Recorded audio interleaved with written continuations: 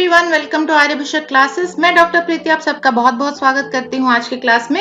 आज हम लोग कौमारवृत्त के 140 एमसीक्यूज डिस्कशन करने वाले हैं और 140 एमसीक्यूज के बाद हम लोग ऑडियंस क्वेश्चंस भी लेंगे आज की क्लास में और लास्ट में आप लोगों की जो क्वेरीज हैं, क्वेश्चंस हैं और आप लोगों के रिव्यूज हम लोग जरूर डिस्कस करेंगे। ठीक है, क्लास स्टार्ट करने से पहले आप लोग हमारा चैनल जरूर सब्सक्राइब कर लीजिए और बेल आइकन जरूर प्रेस करिए ताकि आगे जब भी कोई क्लास हो वो आपको नोटिफिकेशन आ जाए। और हमारे जितने भी न्यू सब्सक्राइबर्स हैं वो लोग चैनल जरूर ओपन करिए और प्लेलिस्ट में जाइए। प्लेलिस्ट में आपको सब्जेक्ट वाइज काफी सारी वीडियोस मिल जाएंगी। इंपॉर्टेंट नोट्स की वीडियोस हैं, एमसीक्यूज की वीडियोस हैं और कुछ वीडियोस आपको डिटेल में भी मिल जाएगी। तो आप लोग वो ओपन करके जरूर देखिए और अपने एग्जाम के लिए मन लगा के प्रिपेयर कीजिए। तो आइए स्टार्ट करते हैं आज की क्लास और फटाफट से निपटा लेते हैं 140 एमसीक्यूज और उसके बाद हम लोग आपके क्वेश्चंस भी लेने हैं ना। देखते हैं आज का पहला क्वेश्चन क्या है। आचार्य चरक के अनुसार नवजात शिशु परिचर्या में प्रथम उपक्रम क्या है? तो ये मैंने आपको बताया था क्लास में भी। कौमारवृत्त की क्लासेस जो प्रीवियसली हो चुकी हैं वो आप लोग जरूर देखिए। तो उसमें सबसे पहला उपक्रम आचार्य चरक ने क्या बताया है, इसने पूछा है। तो इसका आंसर होगा प्राण प्रत्यागमन। इन्होंने प्राण प्रत्यागमन को सबसे फर्स्ट रखा है। जो उन्होंने लिस्ट बताई है नवजात शिशु परिचर्या में, एक लिस्ट बताई गई है कि क्या क्या आपको करना है, उसमें सबसे पहला काम आपका है प्राण प्रत्यागमन करना। ठीक है, नेक्स्ट देखिए नंबर 2 क्वेश्चन क्या है। नवजात शिशु परिचर्या में किस आचार्य ने सुवर्ण प्राशन का वर्णन किया है? तो स्वर्ण प्राशन कराने के लिए किसने कहा है? वाग्भट ने कहा। आचार्य वाग्भट। ऑप्शन सी आपका सही आंसर है। यहाँ पे आप एक बेबी देख सकते हैं जिसका अम्बिलिकल कॉर्ड कटिंग किया जा रहा है। तो ये अम्बिलिकल स्टंप रह जाता है, उस पर अम्बिलिकल कॉर्ड क्लैंप लगाया गया है। प्लास्टिक का अवेलेबल हो जाता है आजकल, डिस्पोजेबल है। और ये लगाने के बाद आपको फिर ऊपर से इसको कट करना होता है। ठीक है, तो अम्बिलिकल कॉर्ड कटिंग सीजर्स आप इस्तेमाल कर सकते हैं इसको काटने के लिए। तो ये एक प्रोसीजर है, नाभिनाल छेदन हम इसको बोलते हैं। तीसरा क्वेश्चन इसी के ऊपर है। किस आचार्य ने नाभिनाल छेदन करते समय नाभिनाल में 2 बंधन लगाना बताया है? तो 2 बंधन आपको लगाना है दोनों तरफ से, फिर बीच में आपको काटना है। 2 बंधन क्यों लगाना है ये आपको पता है कि नहीं? एक तरफ प्लेसेंटा होता है जिससे ये अम्बिलिकल कॉर्ड निकली होती है और दूसरी तरफ आपका बेबी होता है ना। बेबी के अम्बिलिकस में ये कॉर्ड अटैच होता है। तो जब भी आप इसको कट कर रहे हैं तो एक साइड बेबी की साइड आपको एक क्लैंप लगाना है और दूसरी साइड जो प्लेसेंटा की साइड होती है वहां पर भी आपको क्लैंप लगाना है। लगाने के बाद आपको बीच में से कट करना है। ठीक है, अगर आप ये क्लैंप ना लगा के काटेंगे तो क्या होगा, वो अम्बिलिकल कॉर्ड से खूब सारी ब्लीडिंग हो जाएगी, बहुत सारा खून शरीर से बाहर निकल जाएगा। अगर प्लेसेंटा की तरफ से आपने नहीं लगाया तो माता के शरीर से सारा खून यहाँ से ब्लीडिंग होना शुरू हो जाएगा। प्लेसेंटा क्योंकि खुला रहता है, अम्बिलिकल कॉर्ड में जो उसकी आर्टरीज और वेन्स होती है वो सब खुली रहती है, तो वहां से ब्लीडिंग स्टार्ट हो जाती है। और बच्चे की तरफ से अगर आपने क्लैप नहीं किया तो बच्चे के शरीर का खून ड्रेन हो जाएगा, क्योंकि ये होल जो होती है अम्बिलिकस की ये ओपन होती है, यहाँ से सारा खून बाहर निकल जाएगा। इसीलिए बहुत बहुत जरूरी है कि आप दोनों तरफ इसको क्लैंपिंग करें, इसको बंद करें, उसके बाद ही आप बीच में से इसको काटिए। ठीक है, तो ये किस आचार्य ने बताया था, इन्होंने सवाल पूछा है। तो इसका आंसर है आचार्य चरक ने ये बताया था। आचार्य चरक, ऑप्शन ए आपका सही आंसर है। क्वेश्चन नंबर 4 देखिए। आचार्य चरक के अनुसार नाल छेदन कितने अंगुल पर करना चाहिए? कितने अंगुल इन्होंने बताए हैं? 8 अंगुल। ये सारे हिंदी के लेटर्स हैं, सारी आप लोग देख सकते हैं, तो इसमें कंफ्यूज मत होइएगा। नंबर 8 आपका सही आंसर है। 8 अंगुल पे आपको कटिंग करनी है। आचार्य वाग्भट के अनुसार नाल छेदन कितने अंगुल पर करना चाहिए? तो आचार्य वाग्भट ने अलग बताया, इन्होंने बताया कि 4 अंगुल पर करना चाहिए। ओके, 4 अंगुल आप लोग याद रखिएगा। 8 अंगुल चरक ने बताया और वाग्भट ने 4 अंगुल बताया है। क्वेश्चन नंबर 6 देखिए। आचार्य सुश्रुत के अनुसार नाल छेदन कितने अंगुल पे करना चाहिए? सुश्रुत ने क्या बताया है? इन्होंने भी 8 अंगुल बताया है। ठीक है, तो ये भी आप लोग याद रखिएगा। क्वेश्चन नंबर 7 देखिए। नाभि पर किस तेल का परिक्षेप करते हैं? कौन सा तेल लगाने के लिए बोला गया है नाभि पे? जब आप अम्बिलिकल कॉर्ड कट कर लेते हैं उसके बाद कौन सा तेल लगाने को बोला गया? कुष्ठ तेल लगाने के लिए बोला गया, कुष्ठ तेल। ओके, तो बहुत इंपॉर्टेंट है, ये क्वेश्चन आप लोग याद रखिएगा। और ये जो नाभिनाल छेदन किया जा रहा है, कितने अंगुल पे छेदन किया जा रहा है, ये वाला क्वेश्चन भी बहुत इंपॉर्टेंट है। क्वेश्चन नंबर 8 देखिए, नाभि नाल कितने दिनों में सूख कर गिर जाता है?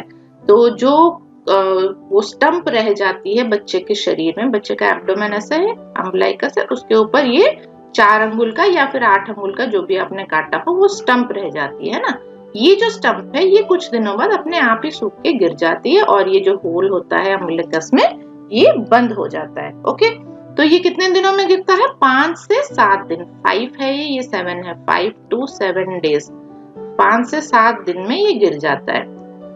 उसके बाद है क्वेश्चन नंबर 9, नाभि तुंडी की चिकित्सा क्या है? नाभि तुंडी अगर हो तो वहां पे आपको क्या चिकित्सा करनी चाहिए? वातनाशक स्नेहन कराना चाहिए, वातनाशक स्वेदन कराना चाहिए, उपनाह देना चाहिए, इसलिए उपर्युक्त सभी आपका सही आंसर होगा। तीनों ही चिकित्साएं यहाँ पे की जाती हैं। क्वेश्चन नंबर 10 देखिए, नाभि पाक होने पर किस औषध द्रव्य का प्रयोग करते हैं? तो अगर नाभि पाक हो गया, पक गया, बस फॉर्मेशन हो गया वहां पे, तो क्या यूज करना चाहिए? हरिद्रा, प्रियंगु, यष्टि मधु, तीनों ही सही आंसर है, उपर्युक्त सभी होगा आपका आंसर। तो तीनों ही ड्रग्स आपके यूज किए जाते हैं वहां पे।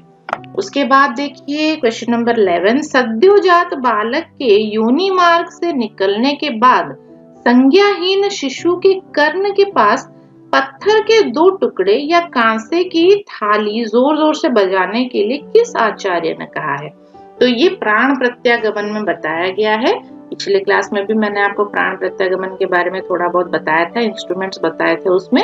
सो ये देखिए आयुर्वेद में बताया गया है कि अगर बच्चा संज्ञाहीन हो जाए, बेहोश हो जाए, संज्ञाहीन मतलब बेहोश हो जाए, जन्म लिया हो और नहीं रो रहा है, बेहोश हो गया है, तो वहां पे उन्होंने बताया है कि 2 पत्थर लाके उसके कान के पास जोर जोर से बजाओ या फिर कांसे की थाली लाके 2 जोर जोर से आप उसके कान के पास बजाओ। तो ये उसको स्टिमुलेट करने के लिए है, ये आचार्य रसवाग्भट ने बताया है। ठीक है, ये आप लोग याद रखिएगा, रसवाग्भट ने जो बुक लिखी है उसमें ये वर्णन किया गया है। नेक्स्ट है क्वेश्चन नंबर 12, गर्भोदक पान करने पर शिशु को क्या चटा के वमन करना चाहिए? तो जो गर्भोदक उसने पी लिया हो, एमनियोटिक फ्लूइड उसने अगर पी लिया हो तो उसको वमन करा देना चाहिए, उसको निकाल देना चाहिए उल्टी करा के। तो क्या चटा के उल्टी करानी चाहिए? सैंधव लवण, सर्पी, बच्चा, तीनों आप यूज करना है आपको, उपयुक्त सभी आपका सही आंसर होगा। क्वेश्चन नंबर 13 देखिए, सर्वगंध युक्त जल से स्नान किस दोष के कुपित होने पर करवाते हैं? तो कौन सा दोष कुपित होने पर सर्वगंध युक्त जल यूज करना चाहिए नहाने के लिए? वात दोष बताया गया है, वात दोष आपका सही आंसर है। क्वेश्चन नंबर 14 देखिए, उल्वा परिमार्जन के लिए किस तेल का प्रयोग करते हैं? तो कौन सा तेल लगाने के लिए बोला गया है? उल्वा जो आपकी वर्निक्स केसियोसा होती है, बॉडी के ऊपर बच्चा जब पैदा होता है, बच्चे की बॉडी के ऊपर एक मोम जैसा कोटिंग होता है, ठीक है, तो उसको हटाने के लिए, उसको ही उल्वा बोला जाता है, उसको हटाने के लिए बला तेल लगाने के लिए बोला गया है। यहाँ पे क्या करते हैं? सरसों का तेल लगाते हैं या फिर उसको पानी में गर्म पानी करके गुनगुना करके नहला देते हैं बच्चे को उसको हटाने के लिए, लेकिन आचार्यों ने बोला है कि बला तेल लगा के आपको धीरे धीरे ये सारा उल्वा निकालना चाहिए। नेक्स्ट है क्वेश्चन नंबर 15 देखिए, नामकरण के पूर्व कौन सा होम करवाना चाहिए? तो नामकरण जब हम करते हैं, बच्चे का नाम रखते हैं, उस दिन हम लोग पूजा वगैरह कराते हैं, होम करते हैं, तो जो होम किया जाता है उसको तंडुल बलि होम बोला जाता है, तंडुल बलि, ये आप लोग याद रखिएगा। क्वेश्चन नंबर 16 देखिए, आचार्य चरक एवं सुश्रुत ने किस द्रव्य को रक्षोघ्न माना है? तो रक्षोघ्न के लिए कौन सा द्रव्य उन्होंने बताया है? पीलू और खदिर, दोनों ही आपका सही आंसर है, ऑप्शन सी आपका आंसर होगा। ठीक है, पीलू भी सही है और खदिर भी सही है। क्वेश्चन नंबर 17 देखिए, बालक के वस्त्रों का धूपन किससे करते हैं? तो बालक के जो वस्त्र होते हैं, उसको जो कपड़े पहनाए जाते हैं, उसको भी आपको क्या करना है? डिकॉन्टेमिनेटेड करना है ना, तो उसमें भी जितने जीवाणु कीटाणु होंगे उन सबको हटाना है आपको, इसलिए उसका धूपन करने पहले किया करते थे धूपन, तो वो त्रिवृत से किया करते थे, त्रिवृत का इस्तेमाल करते थे धूपन करने के लिए। नेक्स्ट है क्वेश्चन नंबर 18 देखिए, किस आचार्य के अनुसार बालक को क्षौम वस्त्रों का प्रयोग करवाते हैं? तो क्षौम मतलब कॉटन के कपड़े पहनाए जाते हैं, क्षौम का मतलब होता है कॉटन। सो कॉटन के कपड़े पहनाने के लिए कौन से आचार्य ने बताया है? सुश्रुत जी ने बताया। ठीक है, आचार्य सुश्रुत जी ने ये उल्लेख किया है। क्वेश्चन नंबर 19 देखिए, अप्राणहराणी किससे संबंधित है? अप्राणहराणी आपकी क्रीडनक से संबंधित है। जो खिलौने होते हैं उसको क्रीडनक बोला जाता है। तो ये जो खिलौने हैं ये अप्राणहरानी होने चाहिए, यानी ये खतरनाक नहीं होने चाहिए, ये प्राण को हरण नहीं करने चाहिए। तो ऐसे खिलौने आप अपने बच्चे को दीजिए जो कि उसके लिए खतरनाक ना हो, जो मारक ना हो। ठीक है, तो क्रीडनक के लिए ये बोला गया है। उसके बाद क्वेश्चन नंबर 20 देखिए, बालक को विद्या प्राप्ति के लिए गुरु के समीप कब भेजना चाहिए?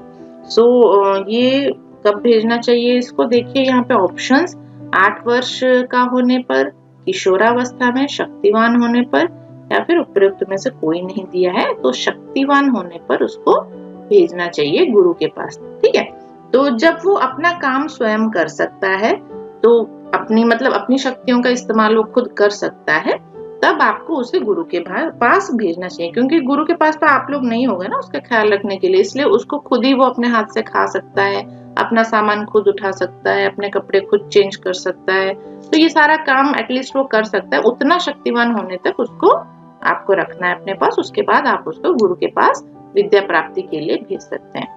आजकल तो स्कूल सिस्टम से हम लोग घर में रख के बच्चों को पढ़ाते हैं, लेकिन पहले क्या करते थे, गुरुकुल भेज दिया करते थे। बच्चे जब गुरुकुल जाते थे फिर कई सालों के बाद, 15 साल 20 साल पढ़ाई करने के बाद एकदम बड़े होके लौटते थे, है ना। तो इसीलिए उस टाइम के अकॉर्डिंगली ये ऐसे बताया गया है। क्वेश्चन नंबर 21 देखिए, सुश्रुत अनुसार क्षीरप शिशु की औषध मात्रा कितनी होगी?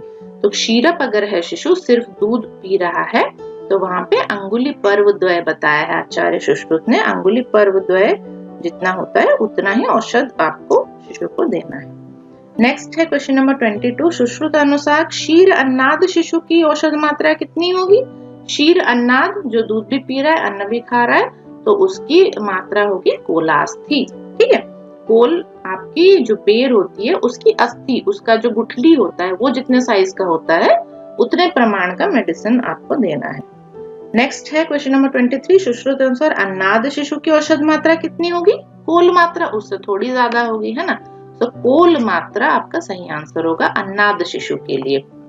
नेक्स्ट है क्वेश्चन नंबर 24 देखिए, शारंगधर के अनुसार 4 वर्ष के बालक की औषध मात्रा कितनी होगी? तो इन्होंने अकॉर्डिंग टू एज बताया था, हम लोगों ने डिस्कस किया है औषध मात्रा में, वीडियो आप लोग देख लीजिएगा।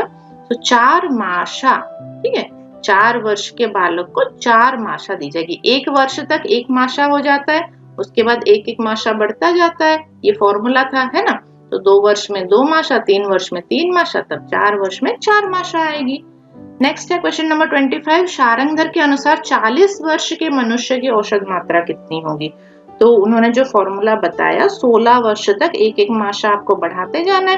तो 16 वर्ष से 70 वर्ष तक ये जो आपकी क्वांटिटी है, डोज है औषध की, ये कांस्टेंट रहती है। ठीक, तो 16 मासा आपका सही आंसर होगा, है ना। 40 साल में भी वही 16 मासा ही आपको देना है। नेक्स्ट है क्वेश्चन नंबर 26, अष्टांग हृदय के अनुसार अन्नाद को क्या पिलाकर वमन कराएं? तो उसको वमन अगर आपको कराना हो, अन्नाद हो, तो वहां पे पेया पिला के आपको वमन कराना चाहिए। ऑप्शन ए पेया आपका सही आंसर है। उसके बाद है क्वेश्चन नंबर 27 देखिए, सदंत जात और दुष्ट दंत शिशु की शांति के लिए किसकी पूजा करते हैं? तो ये हमने पढ़ा था, जिसके दांत होते हैं जन्म से पूर्व ही जिसके दांत आ जाते हैं, सदंत और दुष्ट दंत शिशु अगर हो तो उसमें नैगमेश ग्रह की पूजा करानी चाहिए। नैगमेश आपका सही आंसर है। क्वेश्चन नंबर 28 देखिए, आचार्य सुश्रुत के अनुसार स्तन के ऊर्ध्व होने से शिशु को कौन सी व्याधि उत्पन्न हो सकती है? तो अगर स्तन माता का ऊर्ध्व हो, ऊपर की ओर हो, तो वहां पे बच्चे में करालता नाम की व्याधि उत्पन्न होती है। करालता आपका सही आंसर है।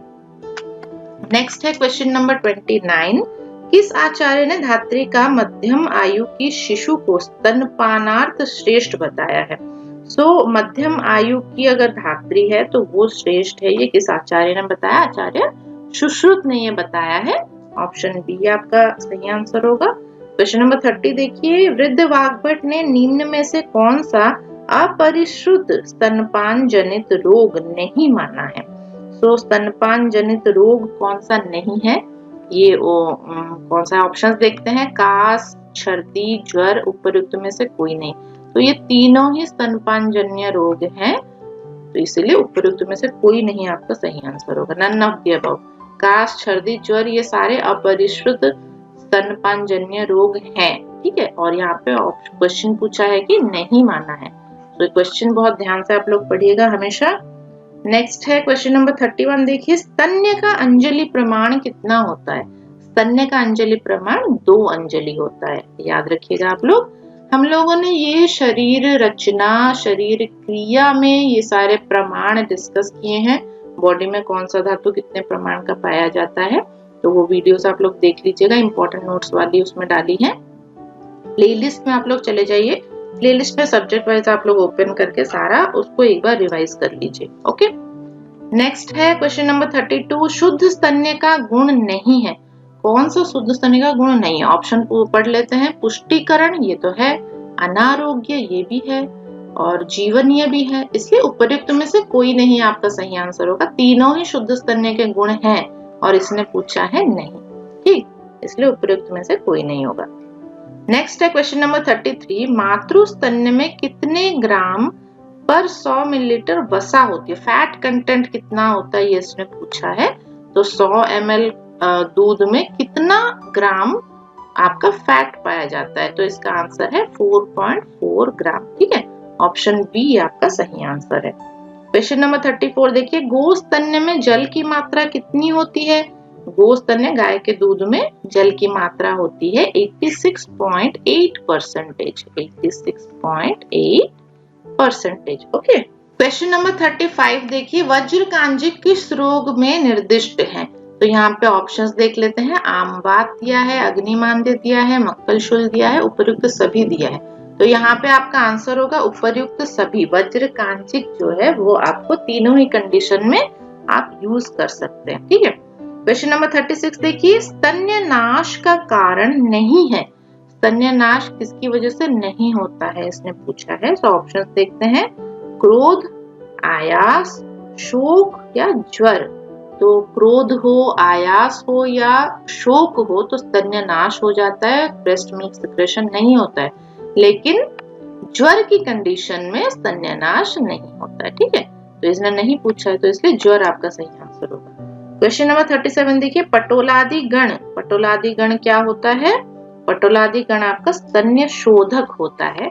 ये मैंने आपको पहले भी बताया था, पटोल देते हैं स्तन्य शोधन के लिए। तो स्तन्य शोधक आपका पटोलादि गण के जितने द्रव्य हैं वो सारे स्तन्य शोधक होते हैं। वो माता के स्तन्य को दोष मुक्त करते हैं, ठीक है।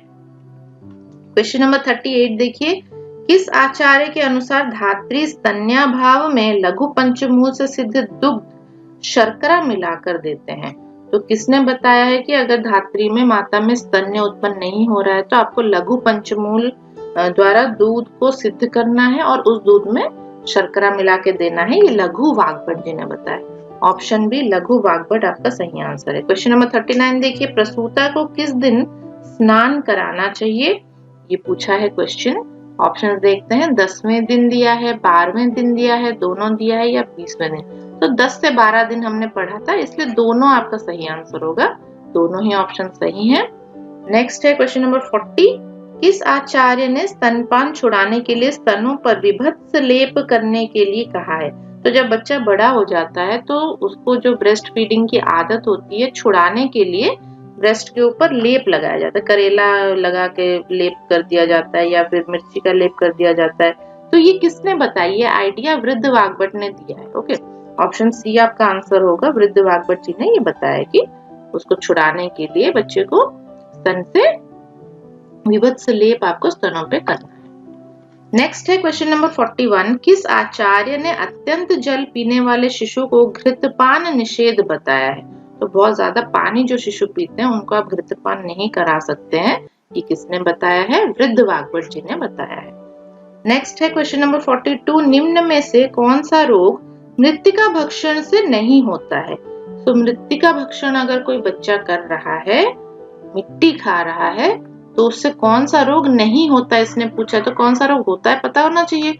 ऑप्शंस देखिए। वमन, अंगमर्द, मूर्छा, शिरो अभिताप, ये 4 ऑप्शन दिए हैं। तो इसमें से वमन होता है, अंगमर्द होता है और मूर्छा भी होती है, लेकिन शिरो अभिताप उसमें नहीं होता है। ठीक, तो शिरो अभिताप आपका यहाँ पे सही आंसर होगा। क्वेश्चन नंबर 43 देखिए, प्रकुपित वात शिशु के दोनों हाथों से प्रारंभ होकर सिर, मुष्क और पैरों में क्रमशः पीड़ा उत्पन्न कर किस रोग को उत्पन्न कर देती है? तो कौन सा डिजीज है जो दर्द होता है बच्चे को, हाथ से शुरू होकर बॉडी में फैलता है, सिर में जाता है, मुष्क में जाता है और पैरों में जाता है? पर्वानुप्लव। ऑप्शन ए आपका सही आंसर होगा, पर्वानुप्लव इसको बोला जाता है। उसके बाद देखिए क्वेश्चन नंबर 44, पर्वानुप्लव रोग की चिकित्सा किस रोग के समान करनी चाहिए? पर्वानुप्लव में पेन होता है तो वात प्रधान होता है, ये वात व्याधि की तरह आपको इसकी चिकित्सा करनी चाहिए। क्वेश्चन नंबर 45 देखिए, पर्वानुप्लव रोग का सर्वप्रथम वर्णन किस आचार्य ने किया था? तो कौन सा आचार्य ने इस डिजीज के बारे में बताया था सबसे पहले? वृद्ध वाग्भट जी ने बताया था। ऑप्शन सी वृद्ध वाग्भट आपका सही आंसर है। क्वेश्चन नंबर 46 देखिए, मस्तुलुंग क्षय की चिकित्सा में क्या नहीं है? मस्तुलुंग क्षय अगर हो रहा है तो वहां पे आपको क्या नहीं करना चाहिए, मतलब नहीं बताया गया है। तो ऑप्शंस देखिए, घृतपान कराना चाहिए, अभ्यंग भी कराना चाहिए, परिषेक भी कराना चाहिए, लेकिन शिरोधारा आपको नहीं करानी चाहिए। ठीक है, इसलिए शिरोधारा आपका आंसर होगा। क्वेश्चन नंबर 47 देखिए, किस रोग में बालक तृषा से दीन हो जाता है? तो तृषा मतलब उसको प्यास लगती है और वो बहुत ही डिहाइड्रेटेड सा दिखता है, दुखी सा दिखता है, बीमार दिखता है, दीन जिसको हम लोग बोलते हैं। तो ये जो कंडीशन है ये मस्तुलुंग क्षय में देखने को मिलती है। ठीक है, क्वेश्चन नंबर 48 देखिए, किस रोग में शिशु के शरीर पर जलने जैसे निशान बन जाते हैं? ये भी हम लोगों ने पढ़ा था, परिदग्ध छवि। परिदग्ध छवि में जलने जैसे निशान बन जाते हैं उस पे। ठीक है, तो बिना जले भी निशान बन सकते हैं, इसमें परिदग्ध छवि से कहा जाता है।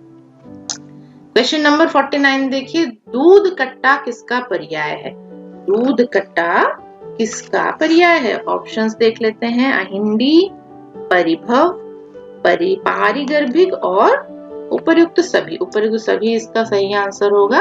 तो ये पारिगर्भिक या अहिंडी या परिभव को दूध कट्टा भी बोला जाता है। ठीक, उसके बाद है क्वेश्चन नंबर 50, पारिगर्भिक रोग की चिकित्सा में क्या बताया गया है?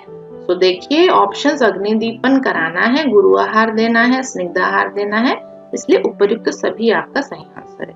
क्वेश्चन नंबर 51 देखिए, उल्वक रोग है। उल्वक रोग किस प्रकार का रोग है?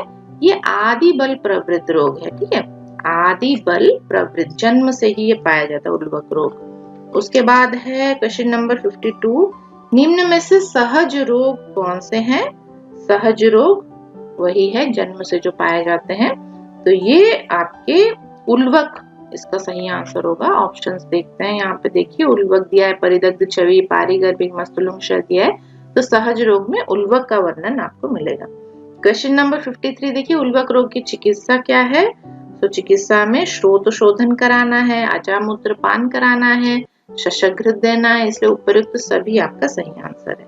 क्वेश्चन नंबर 54 देखिए, शशक घृत किस रोग में निर्दिष्ट है? शशक घृत आपको कहाँ आप दे सकते हैं? क्वेश्चंस ऑप्शंस देख लेते हैं, उल्वक दिया है, गुल्म दिया है, हिक्का दिया है, उपयुक्त सभी आपका सही आंसर होगा। तीनों ही कंडीशन में आप शशक घृत दे सकते हैं। क्वेश्चन नंबर 55 देखिए, रसांजन किस रोग में नहीं देना चाहिए? रसांजन आप कहाँ पे नहीं दे सकते हैं? ऑप्शंस पढ़ते हैं, स्थौल्य दे सकते हैं, उदर रोग में दे सकते हैं, गल रोग में दे सकते हैं, लेकिन पित्तवात वाला अगर रोग हो तो वहां पे रसांजन आपको नहीं देना चाहिए। नहीं देना चाहिए पूछा है, सो पित्तवात आपका सही आंसर होगा। क्वेश्चन नंबर 56 देखिए, चरक के अनुसार स्तन्य दोष कितने होते हैं? नंबर्स वाले क्वेश्चन आ गए यहाँ पे, सो नंबर आप लोग याद रखिएगा। चरक ने 8 बताए हैं स्तन्य दोष। सुश्रुत के अनुसार स्तन्य दोष कितने होते हैं? इन्होंने 7 बताए हैं स्तन्य दोष। और हारित के अनुसार स्तन्य दोष कितने होते हैं? इन्होंने बताए हैं 5। ठीक, तो ये तीनों ही नंबर आप लोग याद कर लीजिएगा। नेक्स्ट है क्वेश्चन नंबर 59, विरसता किस स्तन दोष के कारण उत्पन्न होती है? तो कौन सा स्तन्य दोष है जिसके कारण विरसता उत्पन्न हो जाती है? इसका आंसर है वात दोष के कारण। अगर वात से दुष्ट हो जाए स्तन्य तो वहां पे विरसता उत्पन्न होती है। क्वेश्चन नंबर 60 देखिए, क्षाम स्वर एवं वातज रोग किसी स्तन्य दोष के सेवन से उत्पन्न होते हैं। तो कौन से स्तन्य दोष से ये उत्पन्न होते हैं? क्षाम स्वर और वातज रोग फेन संघात वाला अगर स्तन्य हो, जो फेनिल हो, जिसमें झाग बन रहे हो, अगर ऐसा दूध बच्चा पिए तो उसमें क्षाम स्वर और वातज रोग डेवलप करते हैं। क्वेश्चन नंबर 61 देखिए, शिशु का बल ह्रास किस स्तन्य दोष के सेवन से उत्पन्न होता है? तो कौन से दोष में बल ह्रास हो जाता है, बल की कमी आ जाती है शिशु में? रोक्ष गुण अगर हो, उसमें रोक्ष दोष अगर हो, रुक्ष हो स्तन्य, तो शिशु के बल का ह्रास होता है। क्वेश्चन नंबर 62 देखिए, पांडु एवं कामला की उत्पत्ति किस प्रकार के स्तन्य दोष से उत्पन्न होती है? दुर्गंधता अगर हो, स्तन्य में दुर्गंध हो, तो वहां पे पांडु और कामला उत्पन्न होता है। क्वेश्चन नंबर 63, स्निग्ध स्तन्य दोष से दूषित स्तन्य का सेवन करने से किस प्रकार के लक्षण शिशु में दिखाई देते हैं? तो अगर स्निग्ध हो स्तन्य तो वहां पे कौन कौन से लक्षण दिखाई देंगे? कुंठन, अतिनिद्रा, तमक श्वास, उपर्युक्त सभी आपका सही आंसर है। तीनों ही सिम्टम्स आपको इसमें दिखाई देंगे। ठीक। क्वेश्चन नंबर 64 देखिए, हृदय रोग किस प्रकार के स्तन्य सेवन से उत्पन्न होता है? तो कौन सा दोष अगर प्रकोपित हो तो हृदय रोग करेगा? कफज, कफ दोष आपका सही आंसर है। क्वेश्चन नंबर 65 देखिए, क्षीरालसक रोग क्या है? क्षीरालसक रोग में तीनों दोष प्रकोपित रहते हैं, त्रिदोषज है ये, इसीलिए ऑप्शन डी आपका सही आंसर है। क्वेश्चन नंबर 66 देखिए, उपशीर्षक रोग का सर्वप्रथम वर्णन किसने किया? उपशीर्षक रोग किसने बताया था सबसे पहले? आचार्य सुश्रुत ने बताया था। ऑप्शन डी आपका सही आंसर है। क्वेश्चन नंबर 67 देखिए, नवीन उपशीर्षक रोग की चिकित्सा किस व्याधि के समान करते हैं? अगर नया हो उपशीर्षक रोग तो वहां पे विद्रधि के समान चिकित्सा करनी चाहिए। ऑप्शन बी विद्रधि आपका सही आंसर है। क्वेश्चन नंबर 68 देखिए, स्तनपान करने में कठिनता, अक्षिरोग, छर्दी और ग्रीवा की कठिनाई से सीधा रखना किस रोग के लक्षण है? तो ये सारे लक्षण आपको कौन सी डिजीज में देखने को मिलेंगे? मस्तुलुंग क्षय अगर हो, ठीक, तो वो स्तनपान नहीं कर पाएगा सही से, अक्षी रोग उसमें डेवलप हो जाएगा, उल्टी होगी और अपने गर्दन को वो सीधा नहीं रख पाएगा। ठीक है, तो इसको मस्तुलुंग क्षय में ये सारे लक्षण आपको देखने को मिलेंगे। क्वेश्चन नंबर 69 देखिए, तालुकंटक रोग की चिकित्सा है। तालुकंटक में कैसी चिकित्सा करनी चाहिए? क्या बताया गया है? प्रतिसारण करने के लिए बताया गया है, हमने पढ़ा था, है ना, लेप लगाने के लिए वहां पे बताया गया है, प्रतिसारण करने के लिए तो वहां पे आपको मेडिसिन छिड़कना है। नेक्स्ट है क्वेश्चन नंबर 70, जल कर्मज रोग है। जल कर्मज रोग कौन सा है? देखिए ऑप्शन शीर्षांबु दिया है, जल शीर्षता दिया है, हाइड्रोसेफलस दिया है, तीनों सेम ही होती हैं, सो उपर्युक्त सभी आपका सही आंसर होगा। क्वेश्चन नंबर 71 देखिए, शीर्षांबु रोग है। शीर्षांबु रोग आपका कृच्छ्र साध्य होता है। ठीक है, कृच्छ्र साध्य होता है।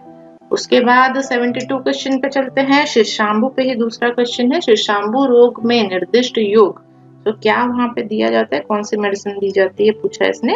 ऑप्शंस देखिए, पीत मूल्याधिक्वात, शलील शोषण चूर्ण, कुमकुमादि घृत दिया है और उपर्युक्त सभी दिया है। तो उपर्युक्त सभी आपका सही आंसर होगा। तीनों ही मेडिसिन आप यहाँ पे यूज कर सकते हैं। क्वेश्चन नंबर 73 देखिए, उत्फुल्लिका रोग का सर्वप्रथम वर्णन किसने किया है?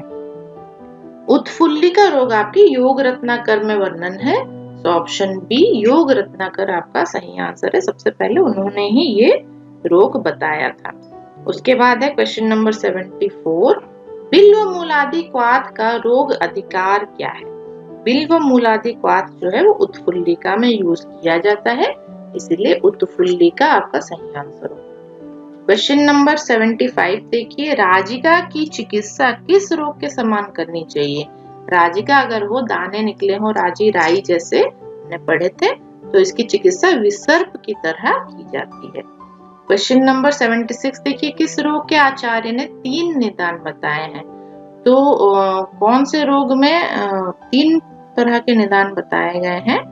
बाल शोष में, बाल शोष अगर है बच्चे को तो इसमें 3 तरह के निदान आचार्यों ने डिस्क्राइब किए हैं। क्वेश्चन नंबर 77 देखिए, बाल शोष की चिकित्सा क्या है?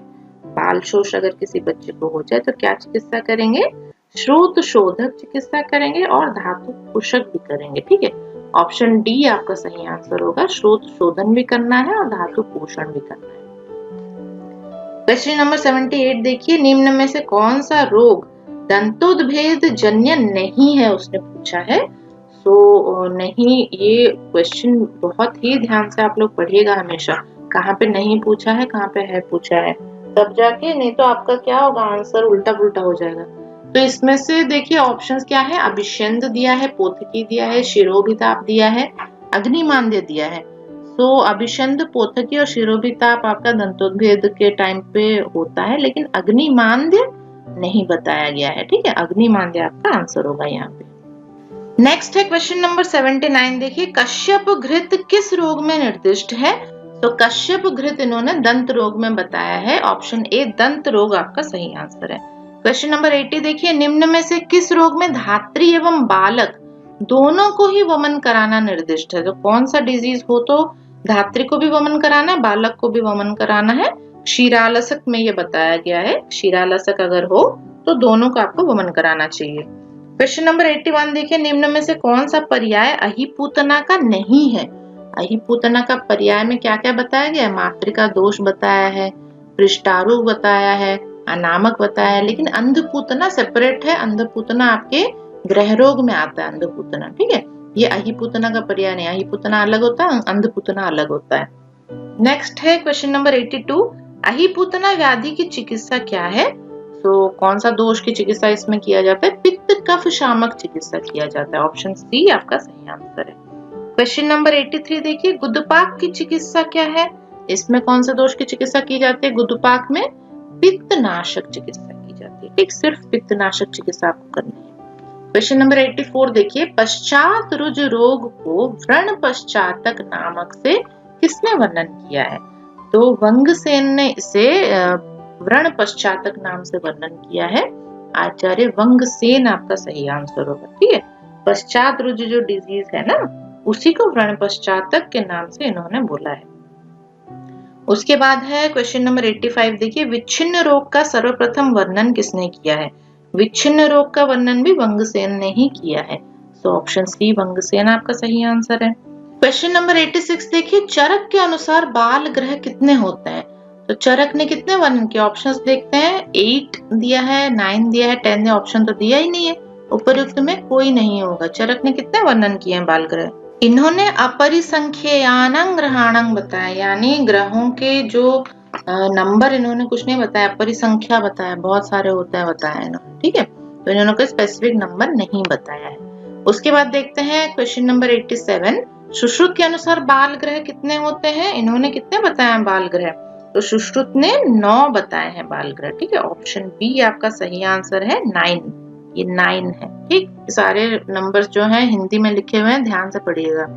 उसके बाद है क्वेश्चन नंबर 88, योग रत्नाकर के अनुसार बाल ग्रह कितने होते हैं? योग रत्नाकर ने भी 9 बताए हैं। और 89 क्वेश्चन देखिए, भाव प्रकाश के अनुसार बाल ग्रह कितने होते हैं? इन्होंने भी 9 बताए हैं। ठीक है, दोनों बाल ग्रह सभी ने बताए हैं। उसके बाद है काश्यप के अनुसार बाल ग्रह कितने होते हैं? काश्यप ने बताए हैं 10। ठीक, 10 बताए हैं बाल ग्रह। तो 10 आप लोग याद रखिएगा। उसके बाद है क्वेश्चन नंबर 91 देखिए, माधव निदान के अनुसार बाल ग्रह कितने होते हैं? तो माधव निदान ने भी 9 ही बाल ग्रह माने हैं, 9। और नंबर 92 क्वेश्चन देखिए, वाग्भट के अनुसार बाल ग्रह कितने होते हैं? इन्होंने 12 बताए हैं, 12। ठीक है, तो ये नंबर आप लोग सभी के नंबर से याद रखिएगा, किसी भी आचार्य के अनुसार क्वेश्चन पूछ सकता है। तो आचार्य वाग्भट ने जाके 12 बाल ग्रह बताए हैं, जिसमें से 5 पुरुष होते हैं और 7 स्त्री होते हैं, है ना। तो ये हमने पढ़ा था। उसके बाद क्वेश्चन नंबर 93 देखिए, किस ग्रह का वर्णन आचार्य काश्यप ने किया है? तो आचार्य काश्यप ने कौन सा ग्रह बताया है? इन्होंने बताया है पुंडरिक। ऑप्शन डी पुंडरिक आपका सही आंसर है। क्वेश्चन नंबर 94 देखिए, स्कंद की उत्पत्ति किससे हुई? स्कंद की उत्पत्ति महादेव से हुई है। यहाँ पे भगवान जो सारे भगवानों के नाम दिए गए हैं, तो महादेव से स्कंद की उत्पत्ति हुई है। स्कंद अपस्मार की उत्पत्ति किससे हुई? स्कंद अपस्मार की उत्पत्ति अग्नि से हुई है। ठीक है, ऑप्शन डी अग्नि आपका सही आंसर है। उसके बाद है क्वेश्चन नंबर 96 देखिए, बाल ग्रह का पूर्व रूप है। बाल ग्रह का पूर्व रूप में क्या बताया गया है? सतत रोदन बताया गया है ना। तो सतत रोना, रोता ही रहेगा बच्चा, तो सतत रोदन आपका सही आंसर होगा। क्वेश्चन नंबर 97 देखिए, निम्न में से कौन सा लक्षण बाल ग्रह के रूप में नहीं आता है? तो कौन सा नहीं आता है? देखते हैं ऑप्शंस। फेन श्राव आता है, ऊर्ध्व दृष्टि आता है, स्वर का विकृत होना आता है, लेकिन दिवाशयन नहीं आता है।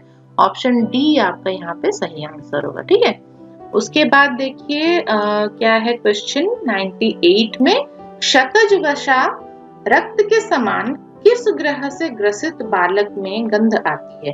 तो क्षतज वसा रक्त की जैसी गंध होती है, वो आपके स्कंद ग्रह में आती है बच्चे से। ठीक है, ऑप्शन ए स्कंद आपका सही आंसर है। क्वेश्चन नंबर 99 देखिए, पूय शोणित के समान किस ग्रह से ग्रसित बालक में गंध आती है?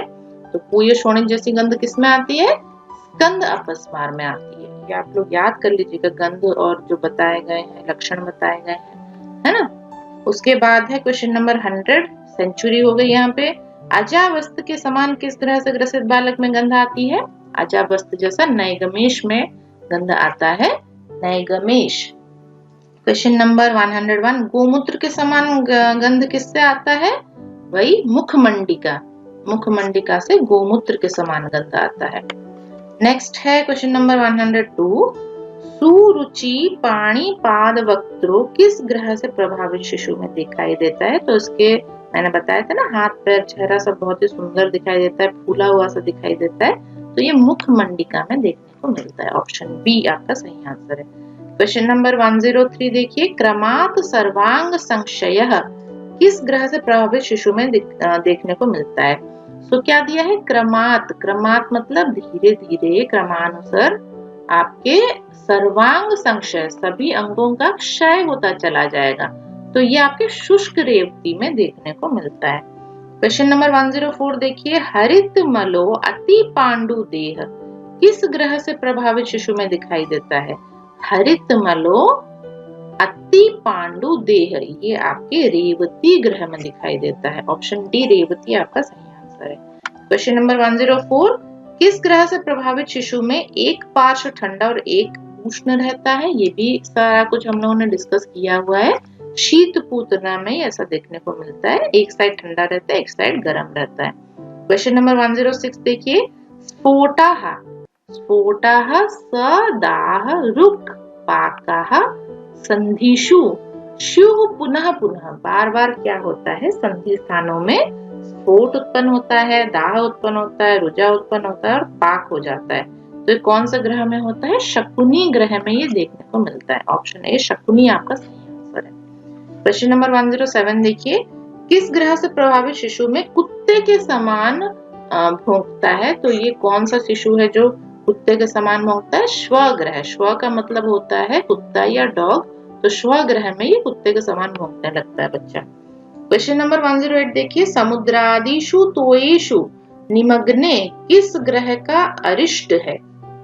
तो अरिष्ट लक्षण बताए गए हैं। अरिष्ट मतलब वो मृत्यु हो जाती है बच्चे की और वो बच्चा बचता नहीं है, उसका इलाज नहीं हो पाता है।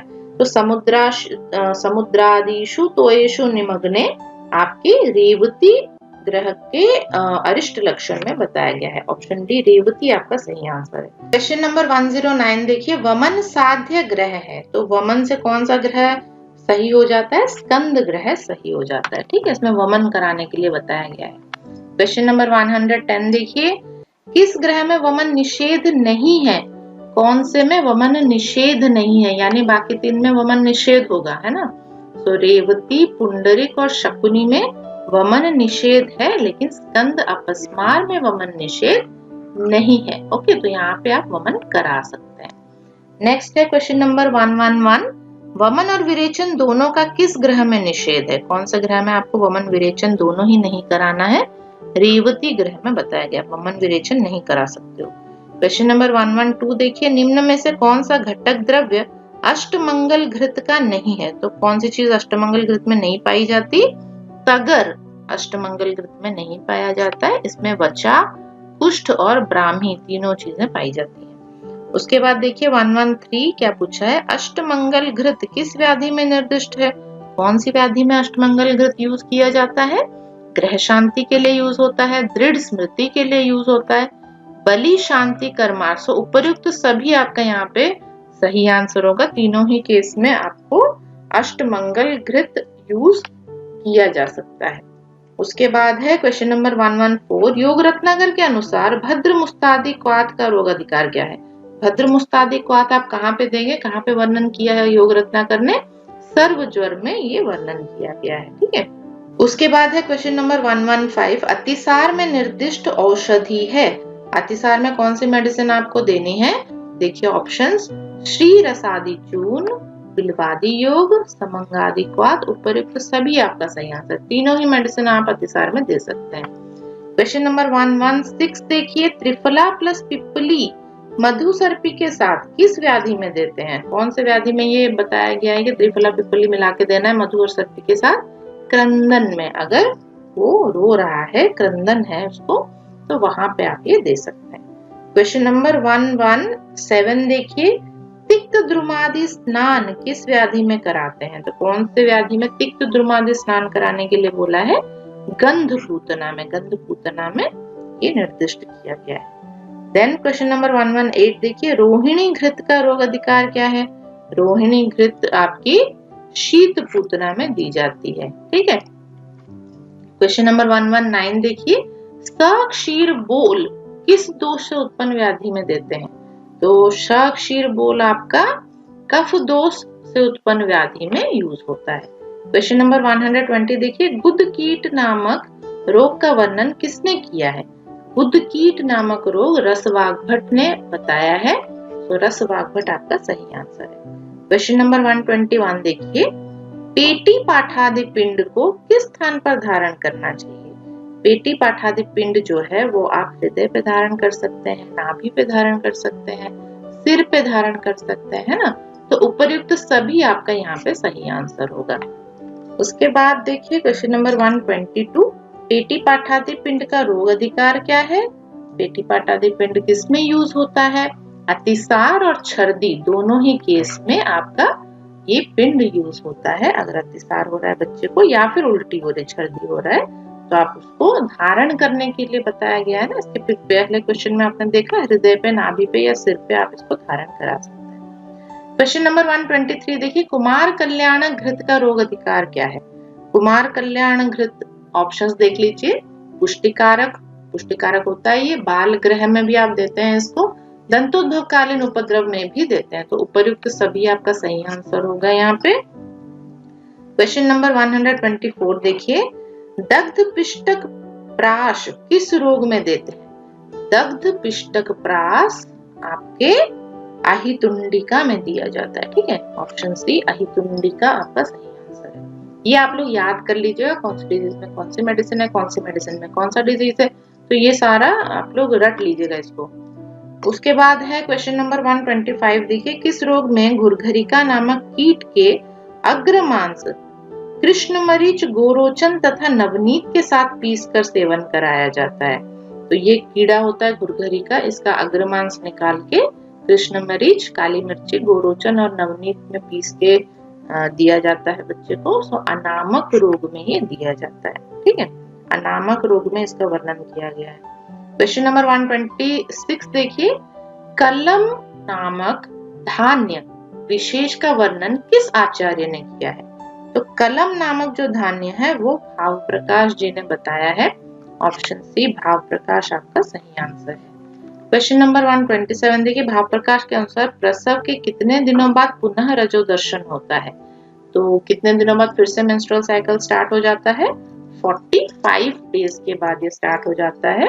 ठीक है, भाव प्रकाश ने 45 डेज बताए हैं। उसके बाद 128 क्वेश्चन देखिए, जन्म से सातम्य कर्म है, तो जन्म से ही आप करा सकते हैं, क्या करा सकते हैं? ऑप्शंस देख लेते हैं, अभ्यंग, अंजन, दोनों या कोई नहीं दिया है।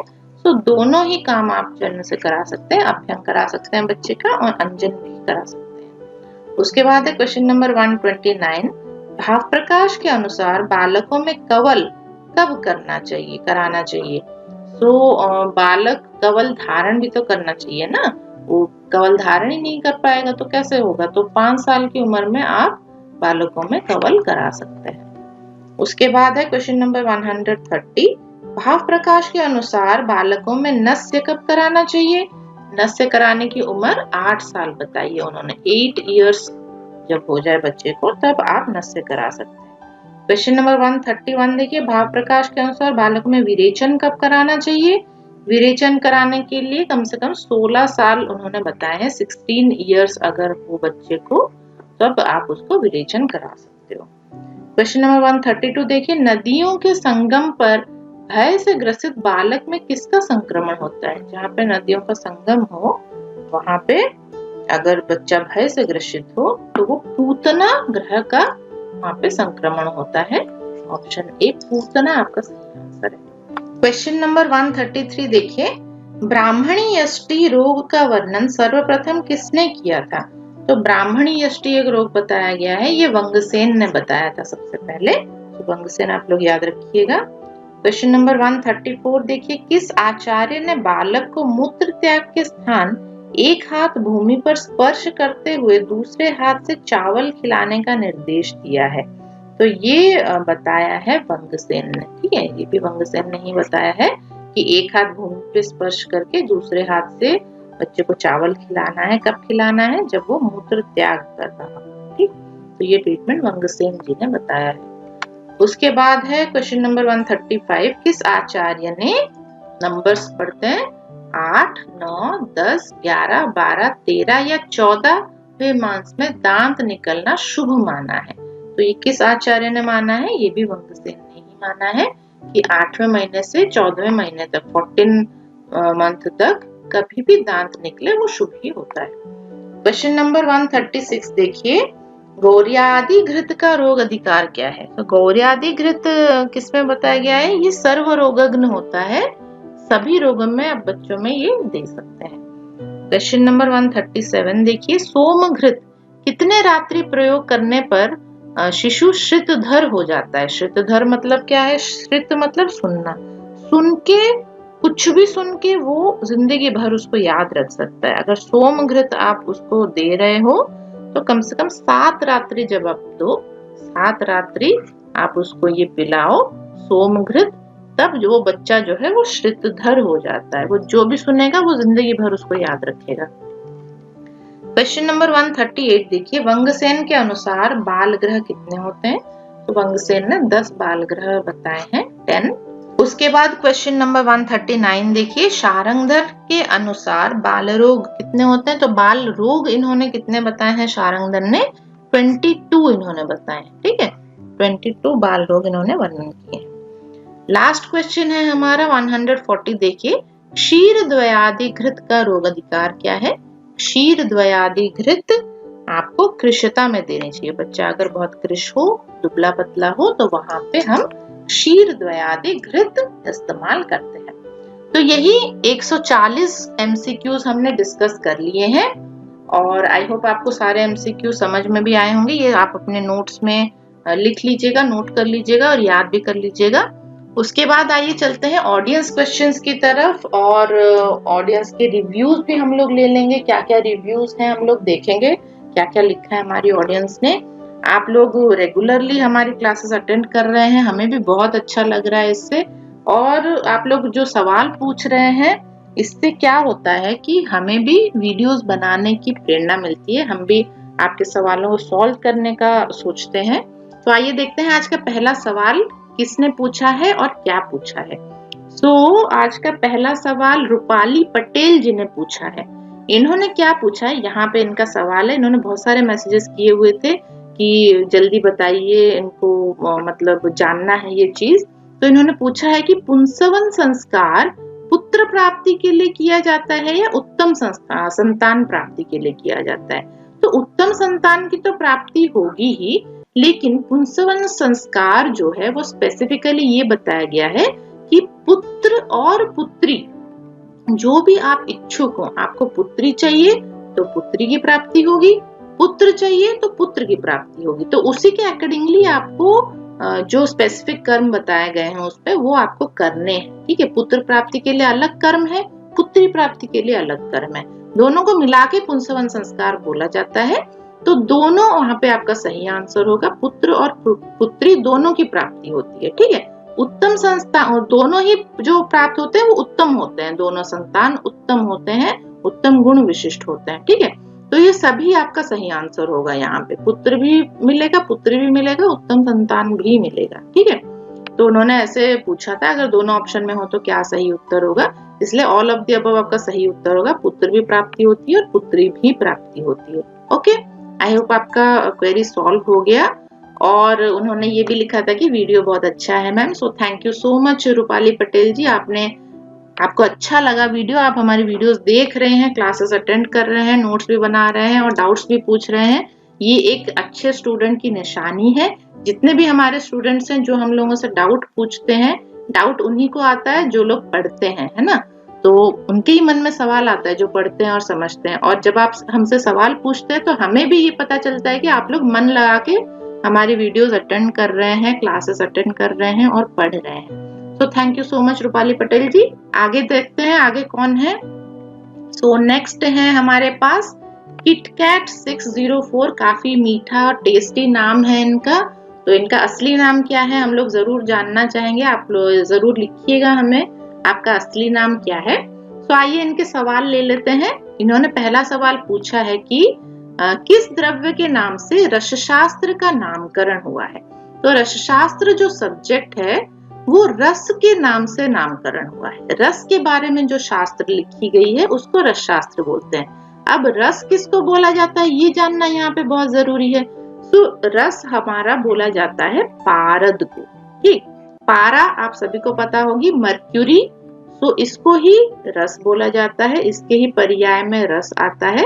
रस से आपको ये नहीं समझना चाहिए कि किसी द्रव्य का रस आपने निकाल लिया कूट पीस के, वो रस नहीं है। ठीक है, ये जो रसशास्त्र वाला है ये पारद को इंडिकेट करता है रस यहाँ पे। ठीक, नेक्स्ट क्वेश्चन क्या है देखते हैं। इन्होंने दूसरा क्वेश्चन पूछा था कि धमनी मर्म कितने होते हैं। धमनी मर्म के बारे में हमने हमारे शरीर रचना वाली वीडियो में डिस्कस किया हुआ है, मर्म विज्ञान हमने पढ़ाया हुआ है, तो वो वीडियो आप लोग जरूर देखिएगा। और धमनी मर्म कितने होते हैं मैं आपको यहाँ पे बता देती हूँ। धमनी मर्म होते हैं 9 टोटल। ठीक है, तो 9 आपकी संख्या होगी। और इसमें धमनी मर्म में क्या क्या आ जाता है, एक आ जाता है आपका गुद, ठीक है, एक है आपका गुद, 2 है आपके अपस्तंभ, अपस्तंभ मैं यहाँ पे लिख ले रही हूँ, आप भी अपने कॉपी में नोट कर लीजिएगा। उसके बाद और क्या आता है, गुद हो गया, अपस्तंभ हो गया, उसके बाद है 2 विधुर। ठीक, विधुर भी आपका धमनी मर्म ही है। और उसके बाद है 4 श्रृंगाटक। ठीक, 4 हैं आपके पास श्रृंगाटक। सो टोटल मिला के हो गए 9, 4 श्रृंगाटक, 2 विधुर, 2 अपस्तंभ और 1 गुद। टोटल आप इसको कर लीजिए 4 + 2 6 + 2 8 और +1 9। टोटल धमनी मर्म होते हैं 9। ओके, नेक्स्ट देखते हैं क्या है। नेक्स्ट इन्होंने पूछा है कि मध्यम बल वाले पुरुष को पिप्पली किस रूप में देते हैं। तो मध्यम बल जिसका हो, ये पिप्पली रसायन की बात कर रहे हैं। पिप्पली रसायन जो होती है उसको जब आप देते हैं वो किस फॉर्म में आपको देना चाहिए, ये सवाल है यहाँ पे। तो आइए इसका आंसर देख लेते हैं। आंसर इसका क्या है, यहाँ पे एक श्लोक आपको मिलेगा पिप्पली रसायन के बारे में। तो यहाँ पे 1-2 पॉइंट आपको और पता चल जाएगी, इसलिए मैंने श्लोक डाला हुआ है। तो देखिए श्लोक में क्या लिखा है, पिप्पलीना सहस्रस्य प्रयोगो अयं रसायनम। तो जब हम लोग सहस्र का मतलब होता है 1000 पिप्पली का प्रयोग करते हैं तब हम इसको पिप्पली रसायन बोलते हैं। तो यहाँ पे एक और क्वेश्चन आ गया कि पिप्पली रसायन में कितनी पिप्पलियां यूज होती हैं टोटल, तो ये भी क्वेश्चन आता है, इसलिए यहाँ पे आंसर होगा 1000 पिप्पली। तो 10-10 पिप्पली अगर आप बढ़ा के जाएं 10 दिनों तक, आज 10 लेना है, उसके बाद 20 लेना है, फिर 30, फिर 40, ऐसे बढ़ा के आप 100 पिप्पली तक जाइए। उसके बाद क्या करना है, आपको फिर से 10-10 कम करने हैं। 90 अगले दिन, फिर 80, फिर 70, इस तरह से आप फिर 10 पिप्पली पे आइए। तो ये टोटल जो यहाँ पे संख्या आपकी आ जाएगी 1000 पिप्पली। ठीक, इसको हम लोग पिप्पली रसायन बोलते हैं, ये आप लोग याद रखिएगा। और उसके बाद बताया है कि कैसे लेना है। पिष्टास्ता बलि भी सेव्या, यानी जो बलवान है, बलि भी है, तो वहां पे पिप्पली को पीस के आपको पिष्ट बना के उसको खाने को देना है। ठीक है, पीस के कल्क बना के पीस देंगे तब आप वो कल्क बन जाएगा, है ना, तो वो चटनी की तरह बन जाएगा। फिर आप उसको दीजिए अगर बलवान है पेशेंट। उसके बाद दिया है श्रिता मध्य बलई नरई, अगर मध्यम बल है तो आपको श्रिता बना के देना है। श्रिता क्या होती है? काढ़ा, जिसको हम लोग बोलते हैं, वात बोलते हैं या फिर श्रित बोलते हैं। ठीक है, तो ये है आपका मध्यम बल का आंसर। जो आपने पूछा है मध्यम बल वाले पुरुष को पिप्पली किस रूप में देनी चाहिए, तो बताया गया है कि श्रित बना के देना चाहिए। अगर ऑप्शन में श्रित है तो सही आंसर होगा, वात है तो भी सही आंसर होगा। ठीक है, तो दोनों ही आपके सही आंसर होंगे। उसके बाद चूर्णीकृत ह्रस्व बलई योज्या दोषाम अयान प्रति, दोषा आमयान प्रति। तो दोष और आमय देख के अगर ह्रस्व बल है, बल उसका कम है पेशेंट को, तो वहां पे चूर्ण करके आपको देना है। ठीक, चूर्ण करके या पाउडर करके आपको देना है पेशेंट को। ठीक, आई होप आपको समझ में आ गया होगा इसका आंसर। अगर बलवान है घिसकर कल्क बना के देना है, मध्यम बल है तो श्रित बना के देना है या फिर क्वाथ बना के देना है, और ह्रस्व बल है, कम बल है, तो वहां पे चूर्ण करके आपको मेडिसिन देनी है। जो पिप्पली आप दे रहे हैं वो आपको चूर्ण करके देनी है। तो आपको यहाँ पे आंसर मिल गया आपका। आई होप आपको समझ में भी आया होगा। आइए देखते हैं नेक्स्ट क्वेश्चन क्या है हमारे पास। सो नेक्स्ट क्वेश्चन किरण चौहान जी ने पूछा है कि किस व्याधि में रक्त मोक्षण वर्जित है। रक्त मोक्षण हम लोगों ने पंचकर्म वाले चैप्टर में डिस्कस किया हुआ है, वो वीडियोस आप लोग देखिएगा। तो कौन से डिजीज में रक्त मोक्षण नहीं करना चाहिए आपको, तो यहाँ पे हमने इनको रिप्लाई भी कर दिया था। तो सर्वांग शोफ अगर हो, एनासार्का हो, एनासार्का क्या होता है, अगर होल बॉडी, पूरी बॉडी में सूजन आई हुई है तो वहां पे आपको रक्त मोक्षण नहीं कराना चाहिए। क्षीण हो पेशेंट, बल क्षीण हो उसका, मांस क्षीण हो, धातु क्षीण हो गए हो, वहां पे नहीं कराना चाहिए। अम्ल भोजन निमित्त पांडु, अम्ल भोजन करने की वजह से अगर एनीमिया उसको हुआ है, उसको पांडु हुआ है, उसका हीमोग्लोबिन कम है, उसका आरबीसी कम है, तो वहां पे आपको रक्त मोक्षण नहीं कराना चाहिए। इसके अलावा पेशेंट को अगर अर्श हो, अर्श आप सबको पता है पाइल्स को कहा जाता है, और जलोदर हो, एसाइटिस हो पेशेंट को, या फिर वो प्रेग्नेंट हो, गर्भिणी हो, तो प्रेग्नेंट केस में भी, इन सारे केसेस में आपको रक्त मोक्षण नहीं कराना चाहिए। ठीक है, कॉन्ट्राइंडिकेटेड बताया गया है ये सब।